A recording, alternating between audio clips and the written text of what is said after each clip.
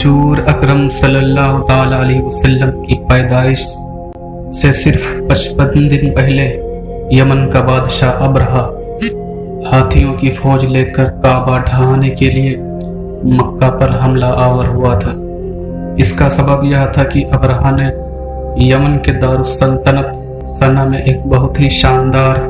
اور عالی شان گرجا گھر بنایا اور یہ کوشش کرنے لگا کہ عرب کے لوگ بجائے خانہ کعبہ کے یمن آ کر اس گرجا گھر کا حج کریں۔ جب مکہ والوں کو یہ معلوم ہوا تو قبیلہ کنانہ کا ایک شخص غیظ و غضب میں جل بھن کر یمن گیا اور وہاں کے گرجا گھر میں پاخانہ کر کے اس کو نجاست سے لت پت کر دیا۔ جب ابرہہ نے یہ واقعہ سنا تو وہ تیش میں آپے سے باہر ہو گیا اور خانہ کعبہ کو ڈھانے کے لیے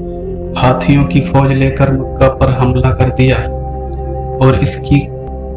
کے لشکر کے اگلے دستے نے مکہ والوں کے تمام اونٹوں اور دوسرے مویشیوں کو چھین لیا۔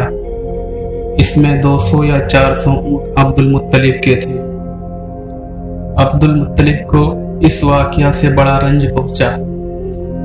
چنانچہ آپ اس معاملے میں گفتگو کرنے کے لیے اس کے لشکر میں تشریف لے گئے۔ جب ابرہہ کو معلوم ہوا کہ قریش کا سردار اس سے ملاقات کرنے کے لیے آیا ہے تو اس نے آپ کو اپنے خیمہ میں بلایا اور جب عبد المطلب کو دیکھا کہ ایک بلند قامت رعبدار نہایت ہی حسین و جمیل آدمی ہیں جن کی پیشانی پر نور نبوت کا جاہ و جلال چمک رہا ہے تو صورت دیکھتے ہی ابرہہ مرعوب ہو گیا اور بے اختیار تخت شاہی سے اتر کر آپ کی تعظیم و تکریم کے لیے کھڑا ہو گیا اور اپنے برابر بٹھا کر دریافت کیا کہ کہیے سردار قریش، یہاں آپ کی تشریف آوری کا کیا مقصد ہے؟ عبد المطلب نے جواب دیا کہ ہمارے اونٹ اور بکری وغیرہ جو آپ کے لشکر کے سپاہی ہانک لائے ہیں اب ان سب مویشیوں کو ہمارے سپرد کر دیجیے۔ یہ سن کر ابرہہ نے کہا کہ سردار قریش، میں تو یہ سمجھتا تھا کہ آپ بہت ہی حوصلہ مند اور شاندار آدمی ہیں، مگر آپ نے مجھ سے اپنے اونٹوں کا سوال کر کے میری نظروں میں اپنا وقار کم کر دیا۔ اور اونٹ اور بکری کی حقیقت ہی کیا ہے؟ میں تو آپ کے کعبہ کو توڑ پھوڑ کر برباد کرنے کے لیے آیا ہوں، آپ نے اس کے بارے میں کوئی گفتگو ہی نہیں کی۔ عبد المطلب نے کہا کہ مجھے تو اپنے اونٹوں سے مطلب ہے، کعبہ میرا گھر نہیں ہے بلکہ وہ خدا کا گھر ہے، وہ خود اپنے گھر کو بچا لے گا، مجھے کعبہ کی ذرا بھی فکر نہیں ہے۔ یہ سن کر ابرہہ اپنے فرعونی لہجے میں کہنے لگا کہ سردار مکہ سن لیجئے، میں کعبہ کو ڈھا کر اس کی اینٹ سے اینٹ بجا دوں گا اور روئے زمین سے اس کا نام و نشان مٹا دوں گا، کیونکہ مکہ والوں نے میرے گرجا گھر کی بڑی بے حرمتی کی ہے، اس لیے میں اس کا انتقام لینے کے لیے کعبہ کو مسمار کر دینا ضروری سمجھتا ہوں۔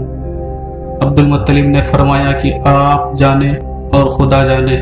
میں آپ سے سفارش کرنے والا کون؟ اس گفتگو کے بعد ابرہہ نے تمام جانوروں کو واپس کر دینے کا حکم دیا اور عبد المطلب اپنے اونٹ اور بکریوں کو ساتھ لے کر اپنے گھر چلے آئے اور مکہ والوں سے فرمایا کہ تم لوگ اپنے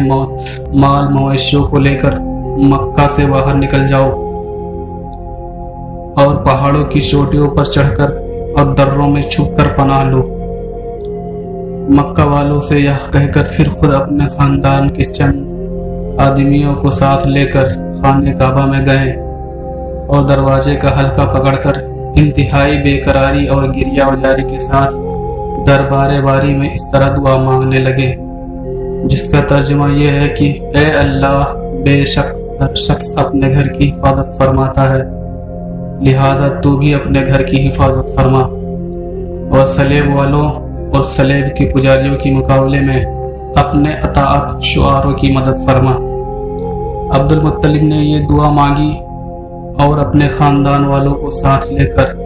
پہاڑ کی چوٹی پر چڑھ گئے اور خدا کی قدرت کا جلوہ دیکھنے لگے۔ ابرہہ جب صبح کو کعبہ ڈھانے کے لیے اپنے لشکر جرار اور ہاتھیوں کی قطار کے ساتھ آگے بڑھا اور مقام مقمص میں پہنچا تو خود اس کا ہاتھی جس کا نام محمود تھا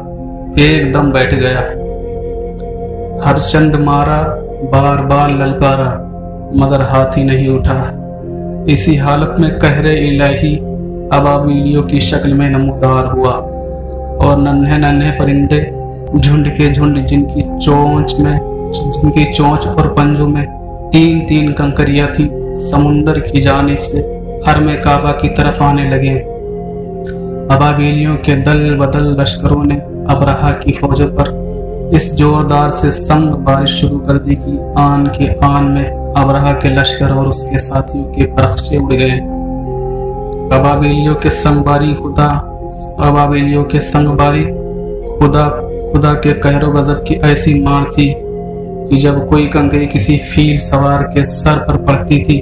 تو وہ اس آدمی کے بدن کو چھیدتی ہوئی ہاتھی کے بدن سے پار ہو جاتی تھی۔ ابرہہ کی فوج کا ایک آدمی بھی زندہ نہیں بچا اور سب کے سب ابرہہ اور اس کے ہاتھیوں سمیت اس طرح ہلاک و برباد ہو گئے کہ ان کے جسموں کی بوٹیاں ٹکڑے ٹکڑے ہو کر زمین پر بکھر گئے۔ چنانچہ قرآن مجید کی سورہ فیل میں خدا بندے قدوس نے اس واقعے کا ذکر فرمایا جس کا ترجمہ یہ ہے کہ کیا آپ نے نہ دیکھا کہ آپ کے رب نے ان ہاتھی والوں کا کیا حال کر ڈالا؟ کیا ان کے داؤں کو تباہی میں نہ ڈالا اور ان پرندوں کی ٹکڑیاں بھیجی تاکہ انہیں کنکر کے پتھر سے مارے تو انہیں چبائے ہوئے بھوس جیسا بنا ڈالا۔ جب ابرہہ اور اس کے لشکر کا یہ انجام ہوا تو عبد المطلب پہاڑ سے نیچے اترے اور خدا کا شکر ادا کیا۔ ان کی اس کرامت کا دور دور تک چرچا ہو گیا اور تمام اہل عرب ان کو ایک خدا رسیدہ بزرگ کی حیثیت سے قابل احترام سمجھنے لگے۔